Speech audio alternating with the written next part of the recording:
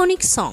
সবাই তো ভালোবাসা চায়, কেউ গানটি সে সময় ব্যাপক জনপ্রিয় ছিল। কেউ বাহারায়, তাতে প্রেমিকের কি আসে যায়। তোমার আমার এই না ভালোবাসা তার অন্যতম জনপ্রিয় একটি গান।